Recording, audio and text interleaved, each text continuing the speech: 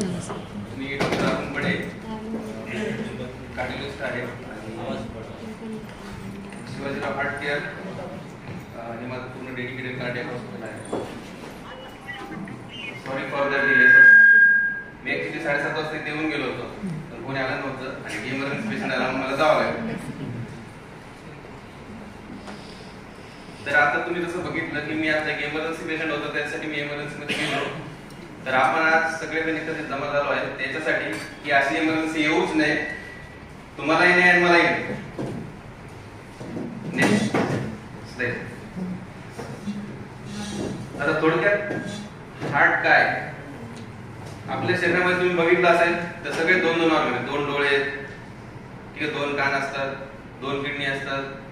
तसं एक लिव्हर आणि एक हार्ट. तर लिव्हरचं कसं असतं, एक जरी असलं ते तुमचं 30-70% जरी डॅमेज झालं तरी पेशंट इमर्जन्सी काही डेथ होत नसते. पण हार्ट ही एकमेव गोष्ट आहे ज्याच्यामध्ये जर हार्ट अटॅक आला तर ती एक डाय हार्ट इमर्जन्सी असते. त्याच्यामध्ये माणसाचा म्हणजे हृदयाचा गती असते नॉर्मल माणसामध्ये 60 ते 100 असे एका मिनिटामध्ये हृदयाचे ठोके पडले पाहिजे. आणि एका मिनिटामध्ये आपण एक 15 ते 20 मध्ये श्वासोच्छ्वास घेतला पाहिजे. तर तुम्ही बघितलं असेल बरेच लोक येतात की नाही आमचे हृदयाचे ठोके, आता ते ऍपल वॉच आल्यापासून तर म्हणजे लोकांना काही काम नाही, उठलं झोपताना आपण तेच पाहतो. तर ते बरेच जण काही कारण नसताना मग येतात की नाही आमचे हृदयाचे ठोके नेहमी 110-120 असतात, कारण त्यांनी गुगलवर वाचलेलं असतं की बाबा जास्त हृदयाचे ठोके असतात तर काय होतं.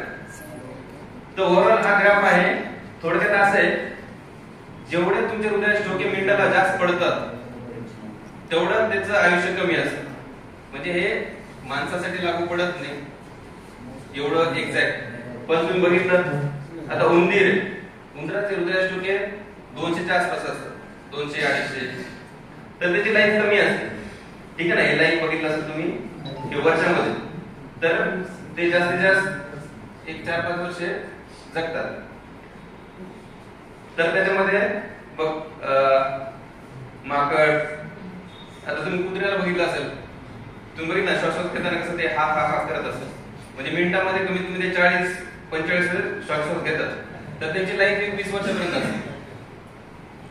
आता मग सगळ्यात जास्त लाईफ कोणाची असते तर कासव. तुम्ही ऐकलं असेल कासव 300-400 वर्ष जगतो. तर कासवाचे हृदयाचे ठोके असतात ते मिनिटाला जास्तीत जास्त 7 ते 8 पडतात. तसंच व्हेल मासा असतो, त्याचं पण तसं असतं, त्याचे हृदयाचे ठोके 10 ते 12 असे पडतात. तर जेवढे हृदयाचे ठोके कमी तेवढी त्यांची लाईफ जास्त असते. आता याच्यामध्ये कोणी मॅरेथॉन रनर आहे का? कोणीच नाही, ठीक आहे. तर हे जे मॅरेथॉन रनर असतात त्यांचे हृदयाचे ठोके कमी असतात. तर ते एक चांगली गोष्ट असते. आणि ते कशामुळे होतं, ते एवढं कंटिन्युअस एक्सरसाइज करतात. बेसिकली काय असतं, हृदयाचे ठोके कधी वाढतात जेव्हा तुम्ही आता रनिंग करता. रनिंग केल्यानंतर काय होतं, तुम्हाला शरीराला ऑक्सिजनची कमतरता भासते आणि ती पूर्ण करण्यासाठी हृदयावर जास्त स्पीडने काम करतं. मग आता तुम्ही विचार करा की आता जे मॅरेथॉन रनर आहेत ते तर पळतात, मग त्यांचे हृदयाचे ठोके कमी कसं काय? तर हे ट्रेनिंग असतं. म्हणजे आता हृदयाला माहित झालेलं असतं की हा रोज पळतो, आपल्याला तर काहीतरी सोल्युशन सापडलं पाहिजे. म्हणून मग ते कमी ऑक्सिजन मध्ये जास्त काम करायचं शिकतं. त्याच्यामुळे आपण जेव्हा म्हणतो ना, बरेच लोक काय म्हणतात मी तर सगळं रोज व्यायाम करतो, एक्सरसाइज करतो तरी पण मला अटॅक आला. तर याचं बेनिफिट काय असतं, अटॅक आला पण त्याचं बेनिफिट काय की तो वाचला. याच्यातले बरेच असे असतात जे एक्सरसाइज करत नाहीत, काय करत नाहीत, ते घरीच जातात. तर मग तुमचा बेनिफिट काय, किंवा तुम्ही एक्सरसाइज केली त्याच्यामुळे तुम्ही वाचता, तर त्याचं कारण काय? नेक्स्ट हे बघा, जेव्हा तुम्हाला हार्ट अटॅक येतो ही एक रक्तवाहिनी, ही रक्ताची गाठ आहे. जेव्हा तुम्हाला हे हृदयाच्या नसा आहेत सगळ्या, तर जेव्हा तुम्हाला समजा ह्या इथं हृदयाची नस बंद झाली, इथे बंद झाल्यानंतर ज्या पेशी आहेत ते मृत व्हायला कुठून चालू होतं, इथून चालू होतं. जसं वेळ जाईल, म्हणजे तुम्ही पहिल्या 10 मिनिटांमध्ये हॉस्पिटल आला, तुमचा एवढाच एरिया डॅमेज झालेला असेल. तुम्ही अर्ध्या तासानंतर आले तो एवढा डॅमेज झालेला असेल. मग 2 तास 3 तास आपण जे गोल्डन आवर म्हणतो ना, की म्हणजे पहिल्या 1 तासामध्ये तुम्ही आलात तर हे काही डॅमेज होत नाही, हे पूर्ण रिकव्हर होतं. आणि त्याचं मॅक्झिमम म्हणजे 3 तास. 3 तासाच्या आत जर पेशंट आला तर बऱ्यापैकी तो एरिया डॅमेज झालेला नसतो, म्हणजे मृत झालेला नसतो. त्याला त्रास होतो, तो जखम झाली म्हणता येईल, पण तो मृत होत नाही. कारण एकदम मृत झालेला हिस्सा तो वापस तसाच येत नाही. तर आता ह्याचा बेनिफिट काय एक्सरसाइज करण्यामध्ये, ह्या ज्या पेशी जिथं 1 तासामध्ये काही लोकांचे मृत होतात, त्याच्यात 3, 4, 5 तासापर्यंत मृत होत नाही, कारण त्याच्या बॉडीने तसं ट्रेन केलेलं असतं त्याला. किंवा मी कमी ऑक्सिजन मध्ये काम करणार. आता थोडक्यात मला सांगा, स्विमर असतात, पोहणारे लोक माहिती ना. आता जर आपण म्हणजे जुन्या काळात असं होतं की कुणाचं विहिरीत काहीतरी पडलं, चावी पडली, काहीतरी पडलं, तर त्यांनी एकदा जर उडी घेतली तर ते काही म्हणजे 10 मिनिट 15 मिनिट पण वर येत नाही. तर ते फक्त ट्रेनिंगने पॉसिबल असतं. तसं हार्टच्या मसल पण स्वतःला ट्रेन करतात. आणि या ट्रेनिंगमुळे जे लोक मॅरेथॉन, बॅडमिंटन, रेग्युलर एक्सरसाइज करणारे लोक, यांना हार्ट अटॅक आल्यानंतर त्यांचे वाचण्याचे चान्सेस एक एक्सरसाइज न करणाऱ्यामध्ये आणि याच्यामध्ये जवळपास 70% फरक असतो. म्हणजे एक एक्सरसाइज मध्ये 100 लोकांना जर आला तर त्यातले 30च वाचतात, याच्यामध्ये 70 वाचतात. मी तर जेवढे बघितले ते सगळेच वाचले. म्हणजे एवढा फरक पडतो खूपच. म्हणजे वेट कोणाचं 100 किलो असेल, काही असेल, तर अशा लोकांना थोडं रिस्क अजून जास्त असते. किंवा डायबिटीस असेल, जे क्रोनिक स्मोकर असतात, स्मोकिंग सगळ्यात डेंजर असतं. म्हणजे सगळ्यात जो डेथ रेट असतो ना, तो स्मोकर मध्ये सगळ्यात जास्त असतो. म्हणजे मरण्याची जी पॉसिबिलिटी आहे, एक माणूस सिगरेट ओढतो आणि एक ओढत नाही, दोघांनाही सेम अटॅक आला, दोघांनाही मोठाच अटॅक आला, पण जे मरण्याचे चान्सेस असतात ते स्मोकर मध्ये जास्त असतात.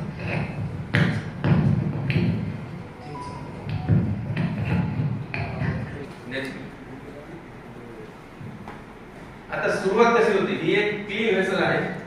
म्हणजे ज्या माणसाला काही ब्लॉकेज नाही, त्याची नस अशी एकदम क्लीन दिसते. मग आता याच्यामध्ये पण एक्सरसाइजचा बेनिफिट आहे. आता जेव्हा ब्लॉक तयार होतं तर हे सुरुवातीला एक छोटा थर येतो, नंतर दुसरा थर येतो, नंतर तिसरा थर येतो. तर एक्सरसाइजचा बेनिफिट आहे. हे बघा, ते एक नॉर्मल आहे, त्याच्यामध्ये कुठंच काही ब्लॉकेज नाहीये. मग ब्लॉकेज असं तयार होतं हळूहळू आणि नंतर मग हे वाढतं. जेव्हा हे 100% बंद होतं तेव्हा माणसाला हार्ट अटॅक येतो. ही नॉर्मल अँजिओग्राफी आहे. याच्यामध्ये असं त्याचे ब्लॅक पार्ट आहे, हा नॉर्मल आहे पूर्ण, म्हणजे पूर्ण नॉर्मल आहे, हे पण पूर्ण नॉर्मल आहे. ही डावी साईड आहे, उजवी साईड. नेक्स्ट, आता याच्यामध्ये बघू शकता तुम्ही, ही मोठी नस आहे, याचे 2 पार्ट होतात, तर ही 100% बंद आहे. याच्या खाली काही फ्लो दिसत नाही. आणि अँजिओप्लास्टी केल्यानंतर जेव्हा आपण स्टेंट टाकतो, ही नस पूर्ण ओपन झाली. ठीक आहे, ही म्हणजे हार्ट अटॅक आहे. हे अँजिओप्लास्टी केल्यानंतर आपण पेशंट जेव्हा वाचवतो, की त्याच्यानंतरचं पिक्चर. नेक्स्ट, सेम इथं मोठं दिसेल, इथं मोठं दिसेल, हा ब्लॉक आहे पार्ट, तर इथं आपण स्टेंट टाकला आणि पूर्ववत झालं. आता हार्ट अटॅक आला कसं ओळखायचं? आपल्याला एकच माहिती, छातीत दुखलं म्हणजे हार्ट अटॅक, आणि ते डाव्या साईडला दुखलं तर हार्ट अटॅक. बाकी मग त्याला काही जरी झालं, तो समोर गेला तरी त्याला पित्त असेल असं काहीतरी म्हणून आपण त्याला घरी जातो पेशंट. तर आपला हा कान आहे ना, कान, या कानाच्या खालचा भाग इथून जो सुरू होतो ते तुमच्या बेबीपर्यंत, ह्या एवढ्या पार्ट मध्ये कुठेही त्रास होऊ शकतो. म्हणजे तुमचं फक्त असं वाटेल तुम्हाला की यार मी चावताना मला असं जबडा गळून येतोय, ते पण हार्टचं लक्षण असतं. कुणाला फक्त चालताना असं गळा जाम झाल्यासारखं वाटतो, एखाद्याला फक्त डावाच हात दुखतो, कुणाचा उजवा दुखतो. म्हणजे डावा उजवा असं काही जास्त नसतं. म्हणजे जे अमेरिकेमध्ये अभ्यास झाला होता त्याच्यामध्ये तर 55% लोकांना उजव्या साईडला त्रास झाला आणि 25% लोकांना डाव्या साईडला त्रास झाला. त्याच्यामुळे उजवा डावा असं काही नसतं.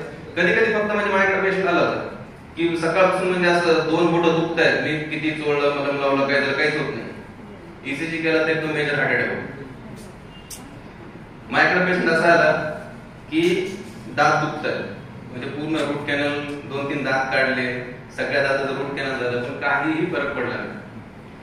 मग असंच कोणतरी थोडंसं आम्ही अवेअरनेस असं लेक्चर कोणीतरी ऐकलं होतं, त्यांनी सांगितलं की यार आम्ही असं ऐकलं होतं की बाबा हे असं असू शकतं.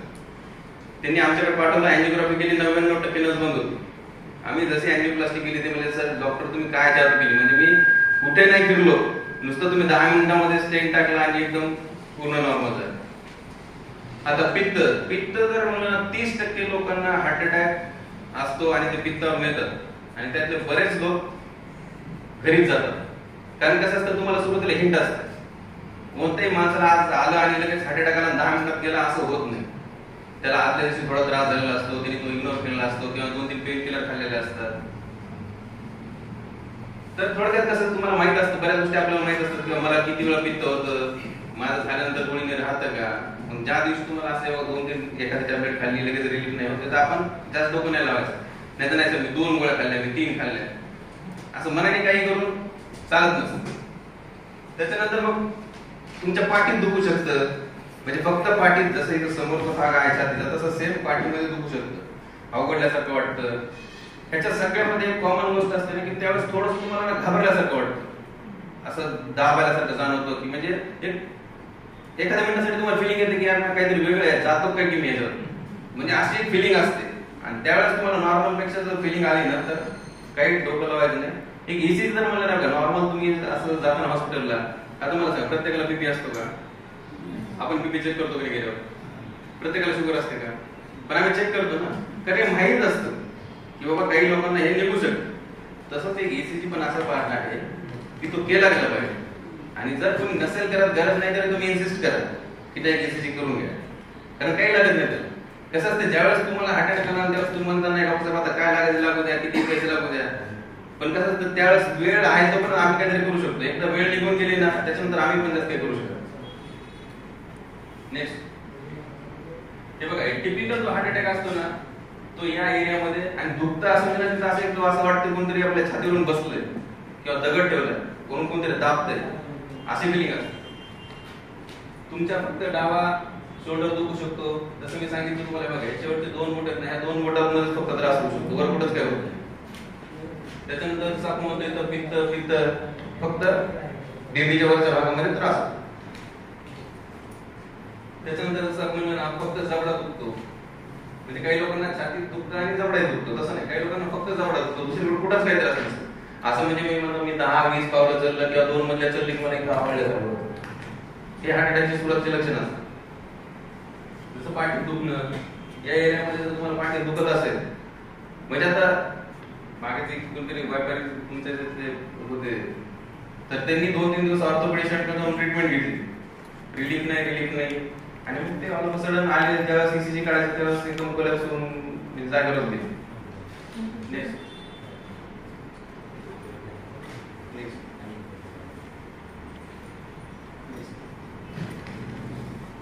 ठीक आहे, जर तुम्हाला असं कळलं की एखाद्याला हार्ट अटॅक आहे तर आपण काय केलं पाहिजे?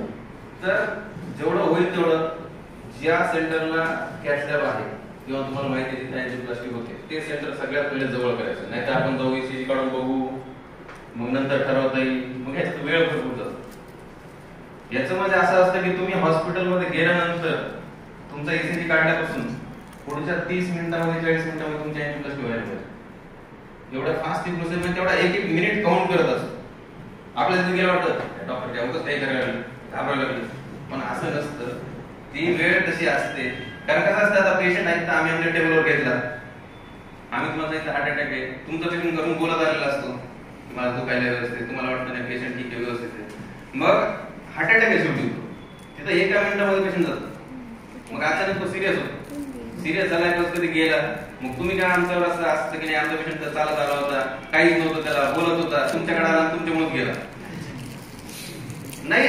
कसं तुम्हाला या गोष्टी नाही तर मी फेस केलेल्या नाही गोष्टी, आम्ही पाहिलेलं आहे होताच, त्याच्यामुळे आम्हाला तो सिरियसनेस तुम्हाला सांगावा लागतो, तो निर्णय लवकर घ्यावा लागतो. मग लोक काय करतात, ह्याला रिपोर्ट पाठव, त्याला रिपोर्ट पाठव, 2 लोकांना अजून रिपोर्ट पाठव. मग आम्ही पण आता कसं प्रॅक्टिस मध्ये आम्ही पण स्वतःला डेव्हलप करतो. आम्ही काय म्हणतो ठीक आहे तो पेशंट जो टेबलवर आहे ना तो टेबलवर न ठेवता आम्ही त्याला शिफ्ट करतो ICU मध्ये. तुम्हाला जेव्हा वेळ होईल तुमचं सगळं झालं तर आम्हाला सांगा, आम्ही परत घेऊ. कारण मध्ये काय झालं त्याची मध्ये राहतात, समजा मध्ये पेशंटला बॅड झालं, आम्ही स्टेट टाकायचं नाही टाकायचं, हा बाहेर म्हणलेला असतो नाही आम्हाला 20 मिनिटं थांबा, आमचं कोणते नातेवाईक येणार आहे, त्याचा फोन येणार आहे. मग तशा इमर्जन्सी मध्ये आम्ही डिसिजन काय घ्यायचं, कारण त्याला कसं असतं प्रॉपर कन्सेंट लागते, म्हणजे तुमचे सही घ्यावं लागते आम्हाला की आम्ही सांगितले की बाबा पेशंटची अँजिओप्लास्टी करा, ती सही न घेता मी अँजिओप्लास्टी करू पण शकत. म्हणजे ते एवढ्या गोष्टी मेडिकल हे असतात, नाही तर उद्या तुम्ही म्हणू शकता डॉक्टर म्हणलंच नाही अँजिओप्लास्टी करा, त्यांनी म्हणायचं की.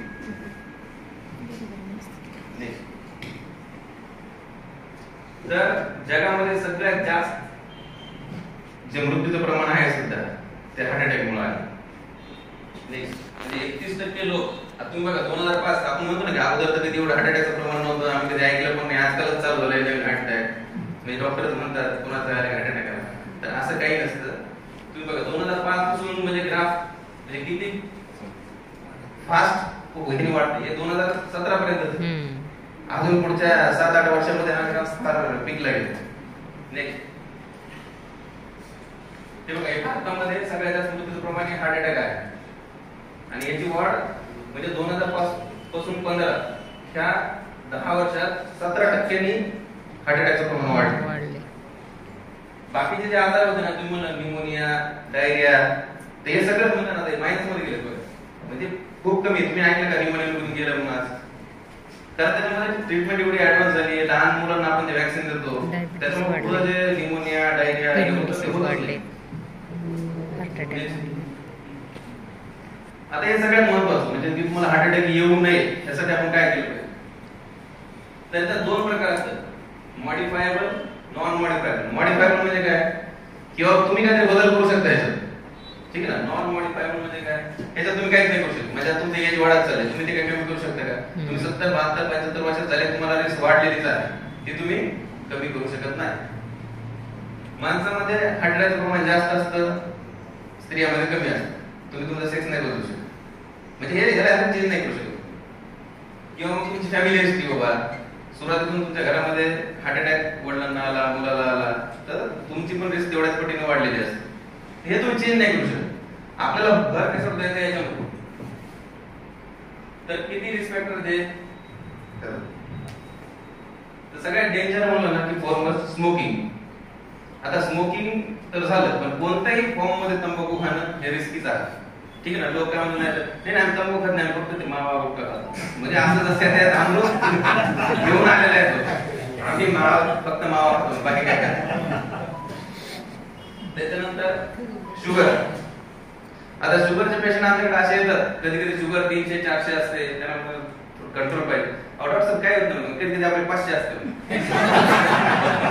पण कसं असतं हे जोपर्यंत हा माणूस बोलू शकतो तोपर्यंत तिथपर्यंत ठीक आहे. पण ज्यावेळेस मग आता हार्ट अटॅक येतो ना त्यावेळेस नाही म्हणू शकत की मला 500 असते म्हणून आणि त्यावेळेस मग म्हणजे डेथचे चान्सेस खूप वाढलेले असतात.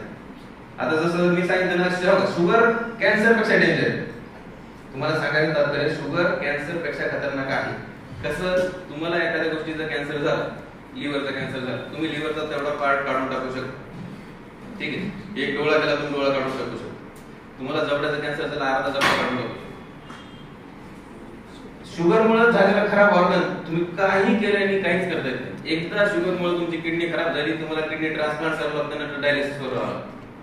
एकदा किडनीमुळे तुमचा पाठीमागचा पडदा गेला तुम्हाला अंधपणा आला तुम्ही कशानेच काही करू शकत नाही. एकदा आंधळ झालं म्हणजे शुगर एवढी खतरनाक आहे. मेल मध्ये आपलं जे बसतं आपलं सेक्शुअल डिस्फंक्शन ते पण इम्पॉर्टन्स म्हणजे एकदा तुम्हाला इम्पॉर्टन्स झाला ना तर तो कशानेच काही होत नाही. त्याच्यानंतर हायपरटेन्शन. आता बीपी 170-80 बीपी एकदम कॅज्युअल घेतात काय नाही डॉक्टर तेवढाच असतं म्हणजे किती काही केलं नाही तेवढाच असतं त्यामुळे आम्ही आता डोकं लावून सोडलं म्हणतो. पण असं नाही. आतापर्यंत कसं होतं की तुम्ही गावाला बीपी आहे म्हणजे छोटे मोठे डॉक्टर पण गोळ्या चालू करायचे. आता तर त्यांना नॉलेज नसतं त्याला बघावं लागतं की बीपी कशामुळे आहे त्याचे कॉजेस शोधावं लागतात आणि ते ट्रीट केलं की ते आपोआप कमी होत असतं. त्याच्यानंतर वजन कंट्रोल मध्येच पाहिजे. आता तुम्हाला फिजिकल इनॅक्टिव्हिटी म्हणजे काय की आता तुम्ही बघा म्हणजे शेतात काम करण्यात किती लोक राहिले. गावाकडे हार्ट अटॅक कशामुळे येत नाही कारण ते बिचारे काम करतात रोज. आपल्याकडे कसं आहे आता तुम्ही बघितलं तर किती जण पायऱ्या चढून आले तरी फर्स्ट फ्लोअर असतं ठीक. तर आता तुम्ही बघा फर्स्ट फ्लोअरला तरी तुम्ही म्हणजे हार्डली 30% लोक पायऱ्या चढून आले. तर ज्या काही आपण म्हणतो ज्याला मोठेपणा दाखवायचा ह्या जेवढ्या गोष्टी आहेत ना त्या सगळ्या डेंजरस असतात. आता लिफ्टची काहीच गरज नसते पण नाही मी लिफ्ट नाही जात. तुमच्या ब्रेन पासून तुमच्या टो पर्यंत प्रत्येक गोष्टीचा कॅन्सर स्मोकिंग होतो. म्हणजे brain cancer tongue cancer mouth cancer throat cancer lung cancer तुमचा आतड्याचा कॅन्सर कोलॉन कॅन्सर तुमच्या पेरिफेरल आर्टरीज म्हणजे प्रत्येक गोष्टीचा कॅन्सर होतो. म्हणजे इतकं डेंजर आहे. हे सगळ्यांना माहिती आहे ते म्हणून ना कळतं पण ओळख नाही. आणि आता याचं प्रमाण खूप जास्त सगळ्यांना सगळं माहित असतं. गुगलने तर एवढं सोपं केलं. हा आता डायबिटीस मध्ये तुम्ही बघितलं ना की नॉर्मल माणसापेक्षा म्हणजे तिप्पट रिस्क असते त्यांना हार्ट फेल होण्याची. किती? 3 पट. आपण याला एकदम लाईटली घेतो, जे की नाही. मी मग काय सांगितलं तुम्हाला की शुगर हे कॅन्सर पेक्षा डेंजर गोष्ट आहे. पण लोकांना ती वेळ निघून गेल्यानंतर कळत. सुरुवातीला इन्सुलिन वगैरे घ्या म्हणलं की नाही, काही नाही, मग हे नाही, डॉक्टर होतं हे इन्सुलिन घ्या म्हणते ना, डॉक्टर होतं. तर आणि हा सगळ्यात महत्वाचं, 80% लोक शुगरवाले शेवटी हार्ट अटॅकनेच मरतात. आणि बाकी मग डायबिटीस, अंधपणा मी सांगितलं ना, ते आपण म्हणून एकदा तडकून मारणे तसा प्रकार. आता डायबिटीस नाही, तुम्ही डायलिसिसचं तुम्ही लोक बघितले ना, म्हणजे लिटरली सांगतो की ते मेलेलं बरं असं वाटतं, एवढं त्यांचे हाल होतं. तर आपण ह्या गोष्टी म्हणलं ना लांबचं जे बघायला पाहिजे त्याच्यासाठी सांगते. थोडं असं काही होऊ नये, आज आपल्याला कळायला पाहिजे. नेक्स्ट ते बघा, डायबिटीसचे कॉम्प्लिकेशन आहेत. मी म्हणलं ना, अंधपणा एकदा आला तो परमनंट असतो. पायाचा नसा खराब होतो, तुमचा हार्ट अटॅक येतो, तुम्हाला ब्रेनचा स्ट्रोक होतो, पॅरालिसिस. हे सगळं पायाला म्हणून मुंग्या आल्या, एकदा चालू झालं तर मुंग्या त्या कशाने जात नाही परत. तुमचे किडनी फेल्युअर होते. डायबिटीस तुम्ही बघितलं ना, पाय सडलेला असतो. अर्धे डायबिटीसचे 2-3% लोकांचे पाय तोडलेले असतात, त्यानंतर नंतर काहीच नाही करत. नेक्स्ट आता आजच्या ह्याच्यात सगळ्यात महत्वाचा पार्ट आहे, म्हणजे प्रत्येकाला ही डायग्राम कळेल असं नाही, पण मी तुम्हाला थोडक्यात सांगतो. आता ही एक जो स्मोकिंग करणारा माणूस आहे त्याची नस आहे. एक चांगली एक्सरसाइज करणारा माणूस ही त्याची नस आहे. याच्यामध्ये पण ब्लॉक आहे, याच्यामध्ये पण ब्लॉक आहे. ठीक आहे, मग त्याच्यात नेमका फरक काय? आता तुम्हाला हा जो पार्ट दिसतोय ना, ही जी दाढी दिसते का, ही त्याला आपण म्हणतो थिन कॅप. आणि सेम ह्या पेशंट मध्ये हे एवढं जाड आहे, त्याला म्हणायचं थिक कॅप. तर आता हार्ट अटॅक कधी येतो? 2 पेशंट आहेत, दोघांना ब्लॉक आहेत, दोघांना चरबीचे ब्लॉक आहेत. स्मोकर जो आहे तो हा असतो, त्याच्यामध्ये थिन कॅप असते, म्हणजे एकदम त्याचं ना आपलं प्लास्टिक असतं ना, हे प्लास्टिक सारखं कव्हर असते चरबीला. मग याच्यामध्ये काय होतं, जे स्थूल लोक असतात कधी काय करत नाही, व्यायाम नाही, काही नाही. मग अचानक समजा तुम्हाला काहीतरी स्ट्रेस आला, म्हणजे एखादा आपण म्हणतो शेजारी भांडण करता करताच गेला, ज्यावेळेस तुमचा स्ट्रेस वाढतो, तुमच्या हृदयाची गती वाढते. गती वाढली ही रक्त एकदम जोरात फास्ट एकदम चालायला लागतं. ज्यावेळेस फास्ट चालायला लागला, ते थीम सांगितलं ना तुम्हाला, एकदम पातळ असतो, त्या ब्लडच्या फ्लो मध्ये तो थर तुटून जातो. तो थर तुटला की आपल्याला माहिती आहे, जसं तुमच्या पायाला ठेस लागली काय होतं, रक्त लगेच गोठ्याला चालू होतं. तसं तुम्हाला तिला ठेस लागल्यासारखं जेव्हा तो पार्ट बाहेर उघडा पडतो, आपल्या बॉडीला काय माहित असतं की उघडा पडला रक्त गोठ्याचं, मग ते लगेच तिथे रक्त गोठ्याला चालू होतं आणि पेशंटला हार्ट अटॅक येतो. आता तेच जे लोक एक्सरसाइज करतात त्याची कॅपॅसिटी स्ट्रॉंग असते, म्हणजे त्याचं कितीही स्पीडने रक्त वाढलं, काही जरी झालं तरी हे ब्रेक नाही होत. आणि ब्रेक होत नाही म्हणून त्या पेशंटला हार्ट अटॅक येत.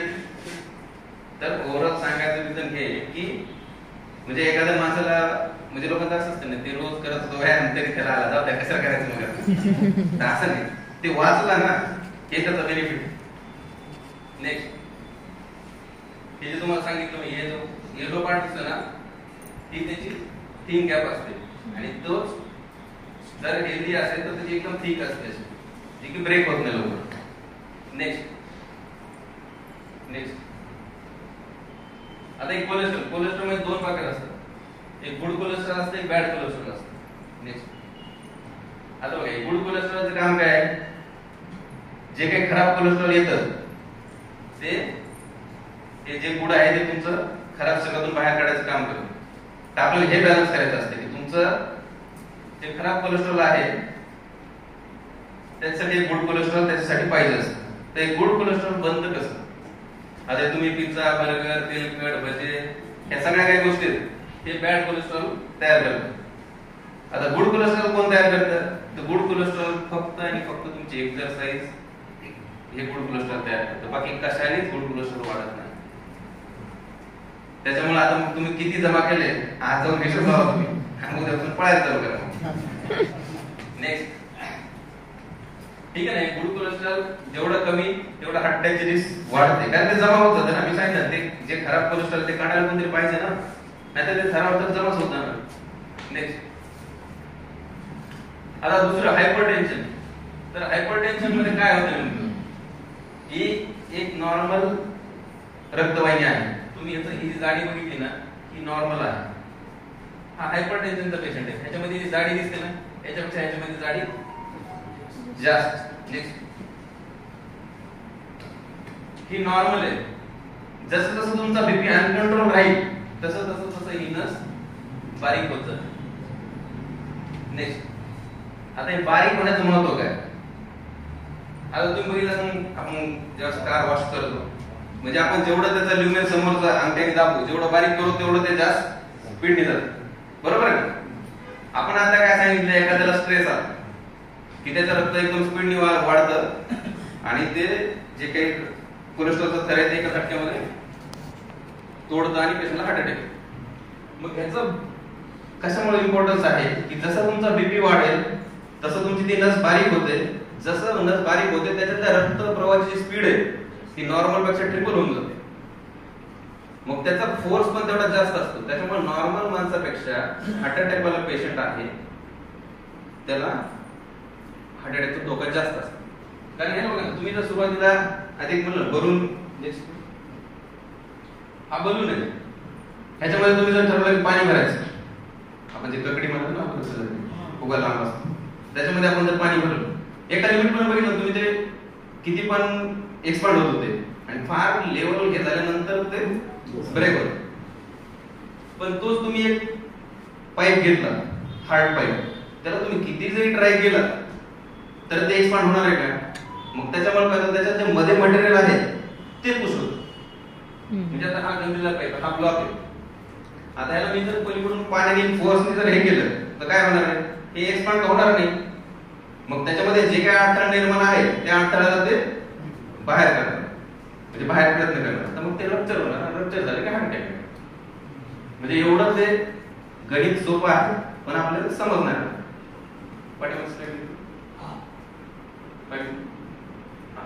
तर आता हेच नॉर्मल आहे. इथं जर एखाद्या पेशंटला म्हणजे स्ट्रेस आला, काही झाला, हे नॉर्मल नसते ना. इथून ब्लड फ्लो थोडा वाढला ते थोडी एक्सपांड होते, ठीक आहे ना. त्याच्यामुळे तिथं प्रेशर जास्त क्रिएट होत नाही. इथं थोडंफार जर चरबीचं असेल तर ते एक्सपांड झाल्यामुळे ते रप्चर होत नाही. इथं त्याला एक्सपांड व्हायला जागाच नसते कारण एवढं हार्ड बनलेलं असतं रिजिड पाईप सारखं. मग इथं जर समजा त्याला चरबीचा थर असेल तर या स्पीड मध्ये तो थर निघतो आणि मग पेशंटची नस बंद होते.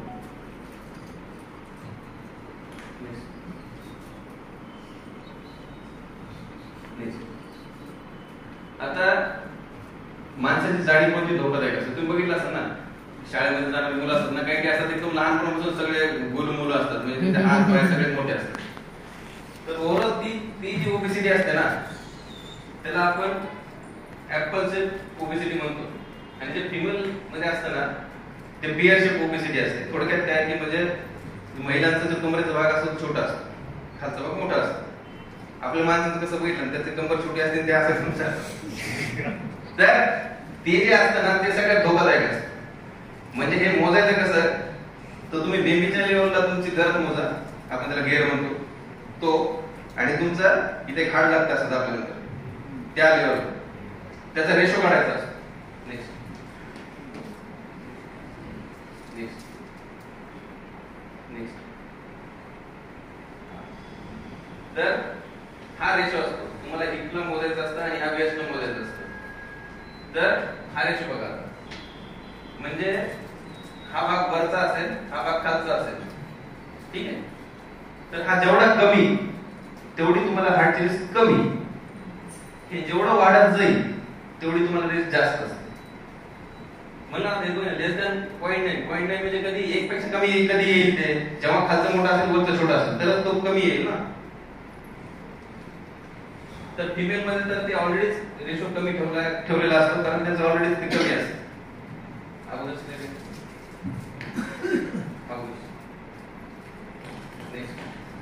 आता एक नॉर्मल हार्ट आहे, हे नॉर्मल आतडे आहे. जेव्हा तुमचं वजन वाढतं, पोट जेव्हा वाढतं तर काय होतं, तुमच्या हार्टवरचा पूर्ण चरबीचा थर जमा होतो. हे तुमच्या आतडे, हे सगळ्या आतड्यावर अशी चरबी जमा होते. हे रिअल इमेज आहे ना, म्हणजे असं नाही की आपण बनवलं, हे रिअल इमेज. नेक्स्ट हे बघा, एक नॉर्मल माणूस आहे त्याचं समजा टमी फ्लॅट आहे, जर जसं पोट वाढत जातं तर त्याच्यामध्ये दुसरं काय म्हणजे जे काय तुमचे आधार आहे ते तर मोठे होत नाही. म्हणजे तुम्ही किती जरी वाढवलं त्यात तुमचं बाकीचं बेनिफिट काही नाही, जे काही जमा होणार ते फक्त चरबीच. म्हणजे बघा हे दिसतं हे चरबी आहे, जसं जसं मोठा होत जाईल तसं तसं ते तिकडे तिकडे फक्त चरबी वाढत. नेक्स्ट तर म्हणजे अन्नाचा आम्ही जसं होता तर ओव्हरऑल त्यांनी बघितलं का किती वेळ तुम्ही केले, तरी पण ह्यांना थोडं रिस्क कमी काय आहे, कारण तो ओव्हरऑलच जाड असतात ते, त्यांचा रेशो आहे ना तो कॉन्स्टंट असतो. नेक्स्ट हे आपला हे धोका इथे टमी हे वाढलं ना तर रिस्क वाढत. आता मी ना ओव्हरऑल तुम्ही पण बघा, तुमचे 4 मित्र कोणी असतील ना ज्यांना अटॅक आला त्यांचं बघा, ते सगळे कार्यक्रम इथून चालू झाला असतो. नेक्स्ट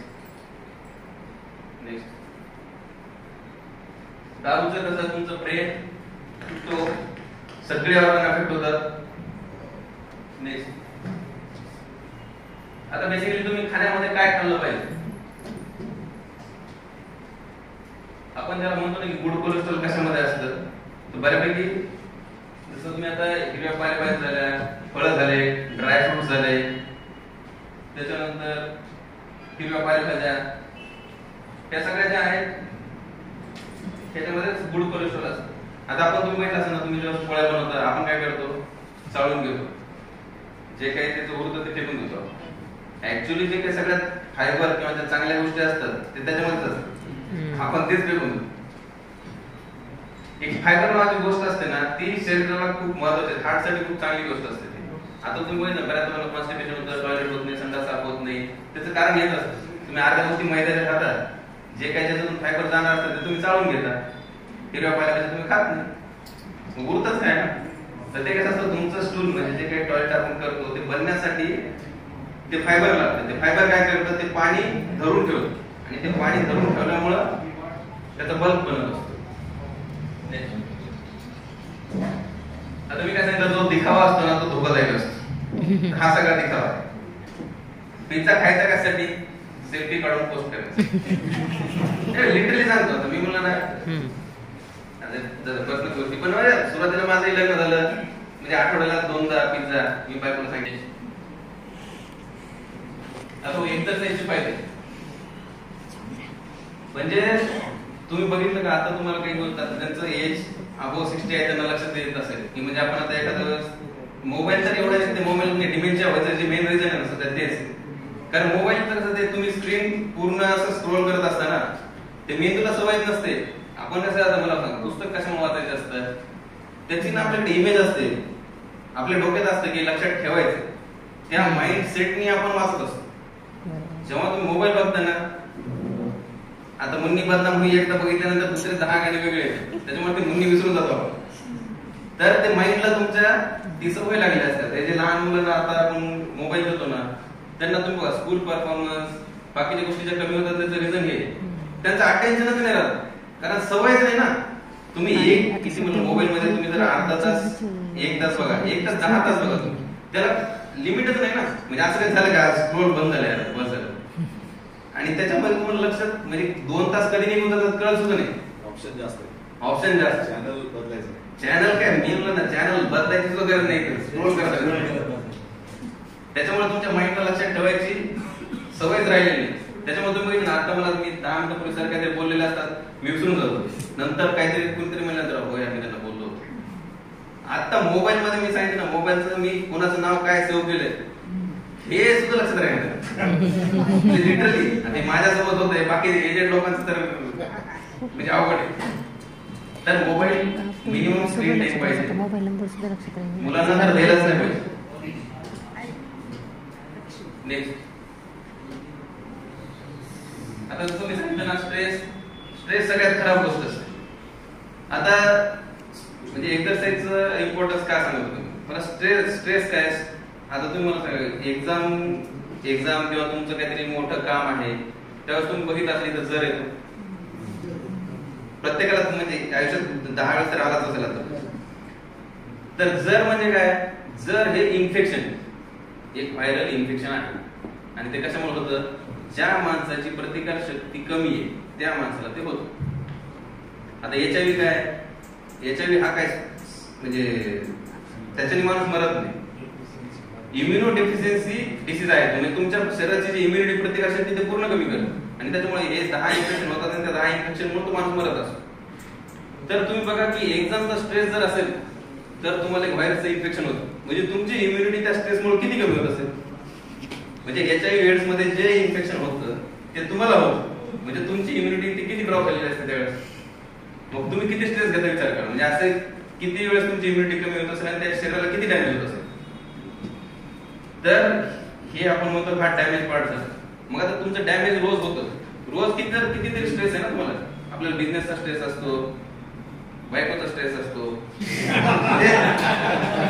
फक्त एक एक्झाम बरेच स्ट्रेस असतात. तर ह्याचं रिपेअरिंग कुठे व्हायला पाहिजे ना.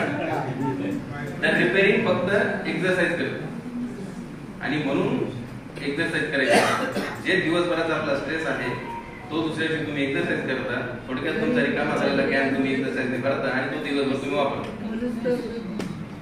नेक्स्ट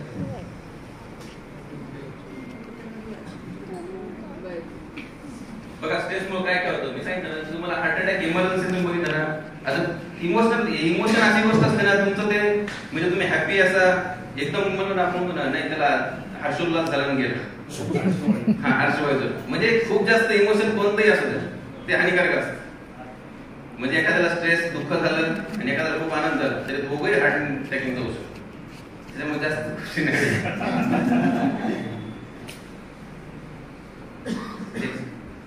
तुम्ही स्ट्रेस मध्ये बघितलं का, एकदम असेल ना पोट साफ होत नाही, बाथरूम करायला लगेच जावं लागतं, होतं की नाही. तर मग हे जे आता गॅस्ट्रिक डिसऑर्डर जे आहेत ना, लोकांना म्हणजे पोट साफ होत नाही असं काही होतं, हे स्ट्रेस रिलेटेड असतं.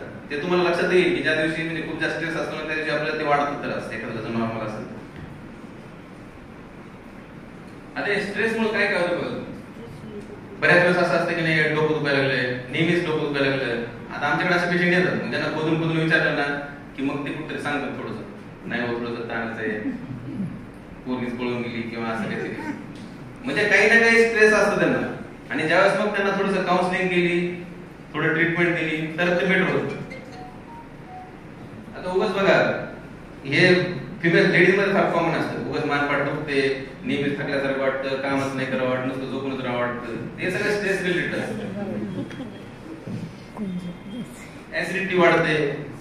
तुम्ही बघितलं असं जेव्हा स्ट्रेस खूप असतो ना, नाही काल जरा ताण जरा दिवसभर याच्यातच गेला, खूप ऍसिडिटी वाढली, तर म्हणजे काही कारण नाही ना, पण त्याने ऍसिडिटी वाढत, झोप येत नाही.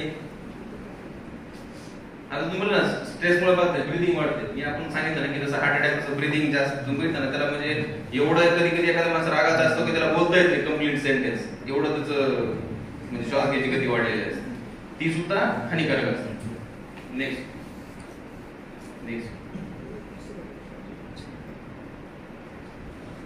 आता रिस्क फॅक्टर आपण जे बघितले, आपण मॉडिफायबल 10 रिस्क फॅक्टर बघितले आणि जे नॉन मॉडिफायबल 3-4 पैकी नॉन मॉडिफायबल म्हणजे त्यात बदल करू शकत नाही आपण, ते सोडून देऊ. तर रिस्क फॅक्टरचं सगळ्यात डेंजर काय माहितीये का, इथं 1+1 2 होत नाही, डायरेक्ट मल्टिप्लिकेशन असतं. म्हणजे 2 रिस्क फॅक्टर असतील तर तुमची रिस्क असं ते 2 ऍडिशन होत नाही, त्याचं मल्टिप्लिकेशन होतं. म्हणजे आपण म्हणतो ना की 13 तुम्हाला 3 रिस्क फॅक्टर आहेत, 3+1 4 होत नाही, 3 × 3 असं 15 वाढतं, एक रिस्क फॅक्टर वाढला तर हे ऍडिशन हे मल्टिप्लिकेशन असतं. त्याच्यामुळे जेवढे कमी असतील तेवढं चांगलं. नेक्स्ट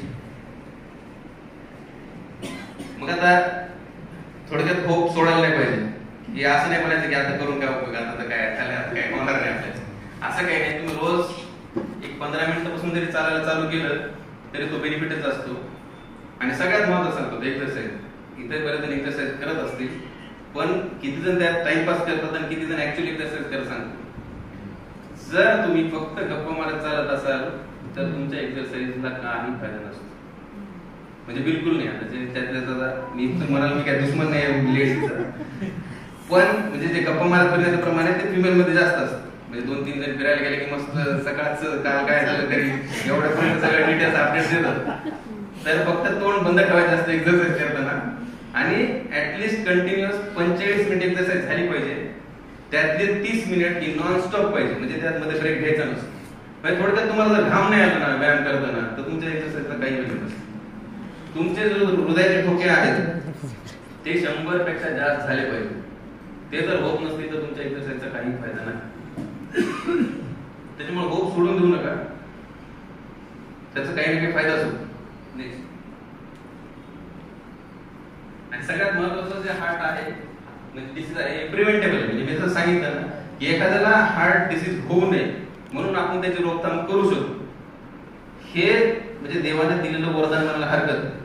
म्हणजे एखाद्याला असं जर माहित असतं की नाही तुम्हाला येणारच तर काय अर्थच नव्हतं ना काही करणार. म्हणजे याच्यात महत्वाचं काय, किंवा तुम्ही जर प्रयत्न केले तर तुम्ही ते टाळू शकता. नेक्स्ट,